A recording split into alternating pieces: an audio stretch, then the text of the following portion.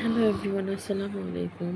তো আমার মুগ্ধ চ্যানেলে আপনাদের সবাইকে স্বাগতম। আর এটা হচ্ছে আমার মুগ্ধ দাদা বাসার লাস্ট লাস্টের আগের দিনের ভিডিও মেবি। তো প্রতিদিনের কিছু কিছু জিনিস আপনার সাথে শেয়ার করতে পারিনি, সে কারণে আমি আগের ভিডিওতেই বলেছি। তো আমি যেদিন এসে পড়েছি সেই আগের দিন আমি সকালবেলা আলু ভর্তা, ডিম ভাজা, ডাল দিয়ে ভাত খেয়েছি আমার নিজের রিকোয়েস্টে, কারণ এত ভারী ভারী খাবার খেয়েছি আর পছন্দ হইতেছিল না।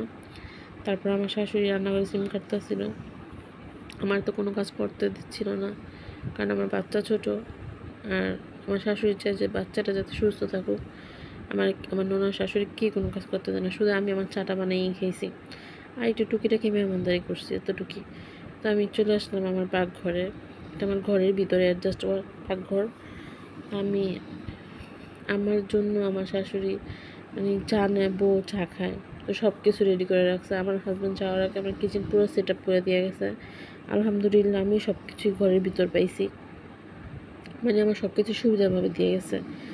তো এখানে আমি আমার শাশুড়ি আমাকে চা পাতি, চিনি, দুধ সব কিছু আনা দিচ্ছে, জানা আমি চা ছাড়া বাঁচি না। তারপর আমি শেষে যে লিকুইড দুধ আনা রাখছে সেটা গলা ছিল না, তাই আমি ফাঁকি দুধ নিয়ে চা বানাচ্ছিলাম। তারপরে এখানে প্যাকেট কাটার জন্য তো আমি আমার হাজব্যান্ড নাই, বাট হাজব্যান্ড বিদেশ, কিন্তু আমার জন্য দেখেন সুন্দর করে সব কিছু সেট আপ করে দিয়ে গেছে। কেচিটা ড্রয়ার থেকে নিয়ে দুধের প্যাকেটগুলো কাটলাম। তারপরে আমি আস্তে আস্তে চা মিলিয়ে নেবো, যে এখানে চা ঘন হয়ে আসছে আমার লিগার। তারপরে আমি লিগার হওয়ার পরে আমি দুধ চিনির সাথে চাটা অ্যাড করে নেব। অ্যাড করার পর দেখেন চার কালারটা যদিও ভিডিওতে তেমন সুন্দর আসলে, কিন্তু চাটা কিন্তু খেতে অনেক মজা হয়েছে। আমি মানে হাফ টি দুধ দিয়ে চা খেতে পারি না, কিন্তু এখানে ফুল ক্রিম দুধ ছিল না। এখানে 4টা কাপ নিয়েছি। আমার বাসায় যে কয়েকজন মানুষ ছিল সবাই চা খায় না, শুধু খায় আমি, আমার সাথে আমার আম্মু গেছিলো, যেহেতু বেবি ছোটো। আমি, আমার আম্মু 2 কাপ, আর আমার ননার হাজব্যান্ড এবং তার ছোট ছেলে রিফাত, ও আমার 4 পার্টনার। প্রত্যেকদিন আমার সাথে বান্দা চা খাই, যে ও দেখেন ও আমাকে হেল্প করতেছিল। ও আবার চিনি বেশি খায় চাতে, ও খায় চিনি বেশি, ওর বাবাও খায় চিনি বেশি, মানে দুলাভাই চিনি বেশি খায়। তাদের জন্য আবার চিনি দিয়ে গরম করে নিতেছিলাম, কারণ ঢালতে ঢালতে ভিডিও যেহেতু করতেছিলাম। ও বাচ্চা মানুষ, তা আমাদের চাটা, একজনকে চা দিব গরম না হতো চা খাওয়া ভালো লাগতো না। তো ভাইয়াকে আমি আবার চা গরম করে দেওয়ার জন্য চিনি অ্যাড করে চা নাড়া চিনিটা গলাচ্ছিলাম আর গরম করে নিলাম। তারপর ভাইয়াকে মানে আমি কোনো কাজ করি না, তারপর আমার ননাসের হাজব্যান্ডের ভাইয়ারে যদি বলি ভাইয়া চা নিয়ে আসছি, দুলাভাই পুরো মহা খুশি। আলহামদুলিল্লাহ, আমি খুব লাকি একটা ফ্যামিলি, আমি ভালো একটা ফ্যামিলি গেছি। তো দুলাভাইয়ের জন্য চা নিচ্ছিলাম, আরিফাতের জন্য, দুজনই চিনি বেশি খায় মোটামুটি। তারপর চা দেওয়ার পরে এটা হলো দুপুরের খাবার। হ্যাঁ, দুপুরের খাবার ছিল কাচকি মাছ, করলা ভাজি চিংড়ি দিয়ে, আর রুই মাছ, ভাত। আরও পরে অনেক কিছু দেওয়া হয়েছিল, কিন্তু ওগুলো আমার ভিডিওতে আমি বাচ্চারা তাড়াহুড়ো করে খাইতেছিলাম, ওগুলো ভিডিওতে নিতে পারিনি। তো যেটা মূল কথা, মানে ইচা মাছ দিয়ে, ছোটো ইচা মাছ দিয়ে করলা ভাজি, আমার করলা ভাজি খুবই খুবই ফেভারিট একটা খাবার। আর আমার হাজব্যান্ডের খুবই জঘন্য, মানে অপছন্দের একটা খাবার, সেই করলা ভাজি পছন্দই করে না। তারপরে আবার সন্ধ্যার দিকে চা খাচ্ছিলাম। তারপরে এটা আপনাদের সাথে শেয়ার করার জন্য মানে লম্বাটেভাবে ভিডিও করছি, জাস্ট শেয়ার।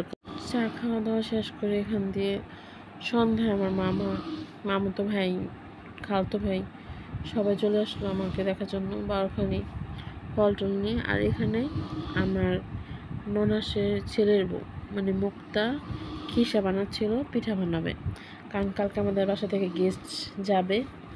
তো সেই জন্য পিঠা বানানোর জন্য, পাটিসাপটা পিঠা বানানোর জন্য খিসা বানানো হচ্ছিল। আর তো এখানে তারা বসেছিল, তো এখানে মুক্তা পিঠা বানাচ্ছিল, আমি সেই ভিডিওটা আপনাদের সাথে শেয়ার করলাম। তো দেখতেই পাচ্ছেন এখানে ফ্রাই প্যানটা গরম করা হয়েছে। তারপরে পাটিসাপটা পিঠা বানানোর জন্য গোলাটা দেওয়া হবে। গোলাটা দিয়ে তারপর মুখটা সুন্দর করে গোলাটাকে ছড়িয়ে নেবে। এখানে 2 চামচ পরিমাণ গোলা দেওয়া হয়েছে, যদি গোলা করার মানে ভিডিওটা আপনাদের সাথে শেয়ার করা হয়নি। তারপরে এটাকে ছড়িয়ে তারপরে একটু কিছুক্ষণ মানে গরম আঁচে রেখে দিবে আগুনের উপরে।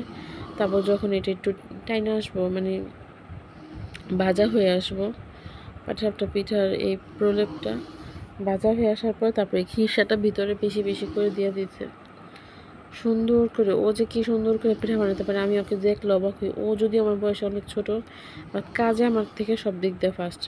আমি ভাই মানে পিঠা বানাতে পারি না এটা না, পারমো, কিন্তু ওর মতো তো সুন্দর করে তো মানে ও নর্মালি যেরকম আমরা যেরকম রেগুলার খাবার রান্না করি কোনো টেনশন ফ্রি, ওর এত পাকা কাজে খুব সুন্দর করে দেখেন পিঠাটা বানাই নিছে সুন্দর করে চামচ দিয়ে। ও সুন্দর করে দেখেন পিঠাটা সামনে উঠে আসছে। তারপরে যে একে একে ওপরে এক প্লেট পিঠা ভর্তি বানানো হয়ে গেল। আর আমার শাশুড়ি মা তারা দিচ্ছিল পিঠা বানানো হইব, তারপরে আবার মেহমানদের দিবে। এই যে আমার ননসের বড় ছেলে জিহাদ। আর এখানে পিছনে নিয়ে আসলাম আপনাদের দেখানোর জন্য, আমার ননস আবার এখানে তেলের পিঠা বানাচ্ছিল যাতে মেহমানদের জলদি জলদি পিঠা দেওয়া যায়। 2 চুলায় বসাই দিচ্ছে। এই যে দেখতেছেন এখানে মালপোয়া, আমাদের এখানে এটাকে মালপোয়া বলে। আপনাদের এই পিঠাটার নাম কি? যে যেখান থেকে দেখছেন অবশ্যই আমাকে জানাবেন। সুন্দর সুন্দর করে মালপোয়া বানানো হচ্ছে। তারপর বললো যে এটা একটু সুন্দর হয়নি, কয়েকটা ট্রাই করা হচ্ছিল। গোলা হলে কিন্তু গোলা গরম হওয়ার একটা তাপটা যে পারফেক্ট আছে না আসা পর্যন্ত পিঠাটা কিন্তু ফুলে না, সুন্দর হয় না। তারপর ট্রাই করতেছিল একটার পর একটা দেখ কোন শেপটা সুন্দর আসে। পিঠা কিন্তু প্রতিটাই মজা হয়, কিন্তু দেখতে আপার মানে সুন্দর পিঠা দরকার ছিল। তো আমরা এখানে পিঠা বানানো ভাজা হয়েছিল, আমি আবার ভিডিও করতেছিলাম। আমার ফ্যামিলির সবাই মানে আমি কমফোর্ট ছিলাম না তাদের সাথে, মানে ফার্স্ট টাইম ভিডিও এডিট করে তাদের সামনে করবো। তারপরে তো এখানে পিঠা, গ্রিল, নান, রুটি এগুলো দেওয়া হইলো। তো আমার আম্মু ছিল, মামা ছিল, আমার মামাতো ভাইয়েরা ওরা ছিল। এটা আমার মেজো, আর এটা আমার ননসের ছেলে বাবুকে নিয়ে রাখছিল। আর এটা আমার খালাতো ভাই টনি, জিএম টনি বাংলাদেশি ভাইয়ের একটা চ্যানেল আছে, যারা যারা দেখতেছে সবাই আমার ভাইয়ের চ্যানেলে যাইবেন, আমার ভাইয়ের সুন্দর সুন্দর ভিডিও ছেড়ে দেখবেন। আর এই তো মামা ভাই বলতেছিলাম খাওয়া শুরু করেন, চলে যাবেন আবার। আর এইটা হলো তারপরের দিন। আমি বারান্দা অপেক্ষা করতেছিলাম কখন আমার ভাই, ভাবি, সুমু, আমার ছোটো ভাই হানজাল, আমার যাদের যাদের আসার কথা তারা আসবে। তো হঠাৎ দেখতে পেলাম তারা আসতেছে। তো এইটা একটু ভিডিওতে আমি মুক্তার হাতে ফোন দিয়েছিলাম, তো মুক্তা এটা ক্যাপচার করছে। এই তো এখানে আসতেছিল, হানজাল আগে আসতেছিল ভাইটা। ও তো কতক্ষণ আইসা ব্যাগনারে দেখবো, ওই যে বেকা হয়ে যেতেছে ব্যাগনারে দেখার জন্য। ও জিজ্ঞেস করতেছিল পিছনে ঘিরতে আসবে না সামনে ঘিরতে আসবে। তো এই তো এইখানে তারা আসার পর তাদেরকে জলদি জলদি খাবার পরিবেশন করা হয়েছিল। আমি এগুলো কোনো কিছু ছবি তুলতে ভিডিও করতে পারি, বাট আপনাদের সাথে ছবি শেয়ার করলাম। আর এটা আমার ছাদ থেকে, আমার ছাদের উপরের চাঁদের ছবি, ছাদ বরাবর। আর এটা আমাদের বাড়ির পিছনে খুব সুন্দর আলু ক্ষেত, আমাদের বিক্রমপুরের বিখ্যাত আলু ক্ষেত। আর এখানে আমার শ্বশুরবাড়ির সুন্দর সুন্দর খাবারের পরিবেশনের ছবি এবং তাদের স্মৃতি। আপনাদের সাথে কম বেশি সব কিছু শেয়ার করতে চেষ্টা করব। সবাই ভালো থাকবেন, সুস্থ থাকবেন, আমার গল্পের সাথে থাকবেন, মুগ্ধ চ্যানেলের পাশে থাকবেন, আমাকে সবসময় সাপোর্ট করবেন। আল্লাহ হাফেজ। আর হ্যাঁ, সবাই আমাকে সবসময় সাপোর্ট করে যাবেন যাতে আমি আপনাদের সাথে সব কিছু ভালো ভালো জিনিসগুলো শেয়ার করতে পারি, আর আমার এত ভালো পরিবারকে নিয়ে সুখী থাকতে পারি। আল্লাহ হাফেজ।